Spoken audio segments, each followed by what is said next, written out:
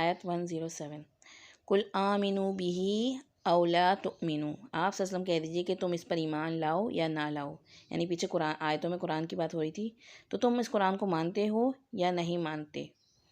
کوئی فرق نہیں پڑتا۔ ان الذین اوتوا العلم من قبلہ، یقیناً وہ لوگ جنہیں اس سے پہلے علم دیا گیا، اذا یتلی علیہم یخرون للاذقان سجدا، تو جب قرآن ان کو پڑھ کر سنایا جاتا ہے تو وہ اپنی تھوڑیوں کے بل سجدے میں گر پڑتے ہیں، یعنی تم سے بہتر لوگ موجود ہیں جو اس کی قدر کو پہچانتے ہیں گے، تم نہیں مانتے تو نہ مانو، اس قرآن کی شان میں تمہارے انکار سے کوئی فرق نہیں پڑتا،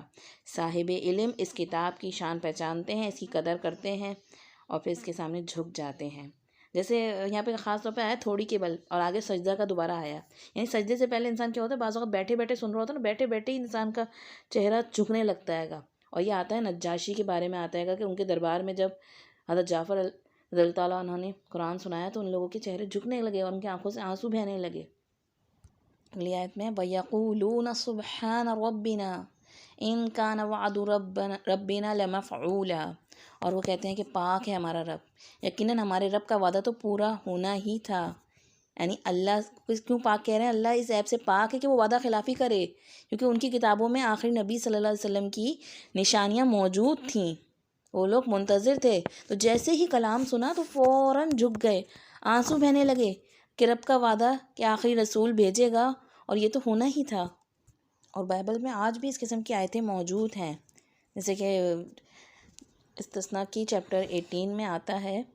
اے موسیٰ میں ان کے بھائیوں میں تیری مانند ایک نبی اٹھاؤں گا اور اس کے منہ میں اپنا کلام ڈالوں گا اور وہ لوگوں سے وہی کچھ کہے گا جو میں اسے بتاؤں گا، یعنی کہ قرآن مجید کے حوالے سے بھی آیا کہ وہی لے کے وہ نبی آئے گا، تو جن کے دل نرم ہوتے ہیں وہ جھک جاتے ہیں، ان کی آنکھیں بہہ پڑتی ہیں۔ وَيَخِرُّونَ لِلْأَذْقَانِ يَبْكُونَ وَيَزِيدُهُمْ خُشُوعًا، اور وہ گر پڑتے ہیں اپنی تھوڑیوں کے بل روتے ہوئے، اور یہ قرآن اضافہ کرتا ہے ان کے خشوع میں، یعنی دیکھیں دو دفعہ سے پچھلی آیت میں بھی آیا تھا ان کے رونے کا گرنے کا، اور اگلی آیت میں آیا، یہ آیت سجدہ ہے کہ ان کا حال کیا ہوتا ہے گا، اتنی اللہ تعالیٰ کو یہ ادا ان کی خوبصورت لگی اور پسند آئی کہ اللہ نے دو دفعہ ان کا ذکر کیا ہے گا کہ ان کے دل آنکھوں سے پہلے بہتی ہیں گی اور ان کی جو چہرے ہیں وہ جھکتے ہیں گے، سینے سے لگ جاتے ہیں، اور یہاں تک کہ وہ سجدے میں گر پڑتے ہیں اللہ کے سامنے۔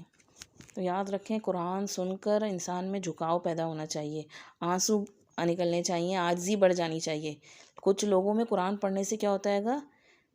عاجزی اور نرمی کی بجائے سختی آنے لگتی ہے، علم کا تکبر آنے لگتا ہے گا، اور دوسروں کے عیب نظر آنے لگتے ہیں گے، اور خود اپنی غلطی کی اصلاح کے بجائے دوسروں کو ٹونٹ کرتے رہتے ہیں گے۔ تو قرآن جو ہے گا وہ دلوں پہ اترتا ہے گا اور آپ کی اپنی اصلاح کرتا ہے گا۔ سب سے پہلے اپنے آپ کو دیکھیں اس شیشے میں، اس آئینے میں۔ اسی طرح نبی کریم صلی اللہ علیہ وسلم کی ایک حدیث میں آتا ہے، جو شخص اللہ کے خوف سے رویا تو وہ دوزخ میں داخل نہ ہوگا یہاں تک کہ دودھ بکری کے تھن میں واپس لوٹ جائے، جس طرح ایک دفعہ دودھ نکالنے کے بعد دوبارہ تھنوں میں نہیں جا سکتا، اس طرح۔ تو سوچنے کی بات ہے کہ ہم لوگ کس چیزوں پہ روتے ہیں، دنیا نہ ملنے پہ روتے ہیں،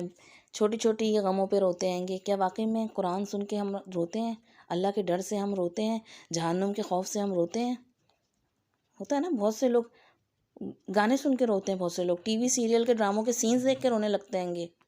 لیکن اصل رونا جو ہے دل کی نرمی یہ نہیں ہے، دل کی نرمی وہ ہے گی کہ انسان اللہ کے خوف سے، جہنم کے خوف سے، اپنے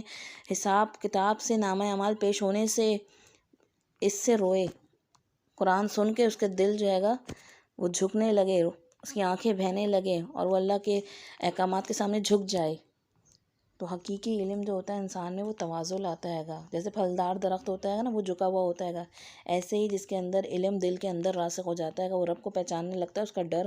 رب سے خشیت بڑھتی چلی جاتی ہے گی، اور پھر اس کی آنکھوں سے آنسو بھی بہتے ہیں گے اپنے حساب کتاب سے اور اللہ کے خوف سے، جہنم کے خوف سے۔ نبی کریم صلی اللہ علیہ وسلم کے ایک اور حدیث میں آتا ہے روایت، 3 چیزیں جو ہیں وہ بدبختی کی علامت ہے، ایک جمود العین یعنی آنکھوں کا نہ بہنا، آنکھوں کا بہنا بند ہو جانا، ایک طول العمل لمبی لمبی خواہشات،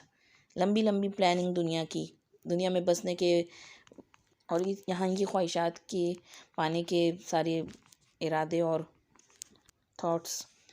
اور تیسری چیز ہے دل کی سختی۔ یہ تینوں چیزیں بدبختی کی علامت ہے کہ انسان کی آنکھیں نہ بہیں، دنیا کی فکروں میں اور دنیا کی پلاننگوں میں دل لگا رہے، یہاں تک کہ انسان کا دل سخت ہو جائے۔ تو اللہ تعالیٰ سے دل کی نرمی مانگیں، سوال کریں اور قرآن کو سمجھیں. یہ دل پہ اترتا ہے تو دل نرم ہو جاتا ہے اور پھر آنکھیں بھی بہہ پڑتی ہیں.